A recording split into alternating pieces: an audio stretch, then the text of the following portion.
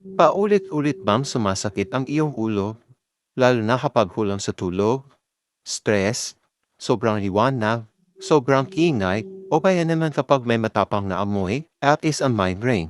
And migraine is more than a headache. Migraine is thought to be a neurovascular pain syndrome. Kaya, maaari nitong apektuhan ang processing ng utak natin. Kaya maaari itong matrigger ng mga bagay na hindi naman nakakadulot ng sakit sa ulo sa ibang tao. Kadalasang trigger ng migraine ay ang pag-inom ng red wine, skipping meals o kaya hindi pagkain sa tamang oras, excessive stimuli tulad ng sobrang liwanag o kaya naman excessive odor, weather changes tulad ng biglang pag-init, sleep deprivation, yung kulang sa tulog, hormonal factors like menstruation, at yung iba naman kahit sa pills ay natitrigger sila. At ang pinaka-common at pinakamahirap iwasan ay ang stress. Ang migraine ay maaaring magdulot ng moderate to severe pain at maaari itong magtagal for 3 to 7 days.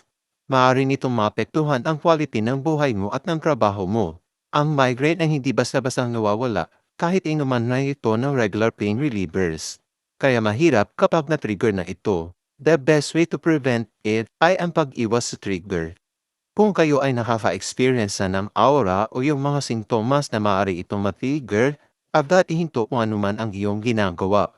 Pumasok sa malamig na kwarto, turn off the lights, magpahinga o kaya naman matulog. Since rest can alleviate the pain, maaari din kayong minom ng orphanedrine with paracetamol upang ma-relax ang muscle sa ating ulo at mawala yung pain. Pero, kung hindi napigilan ang pag-atake ng migraine, kahit na sinubukan niyo na mag-relax, kumonsulta agad sa inyong doktor.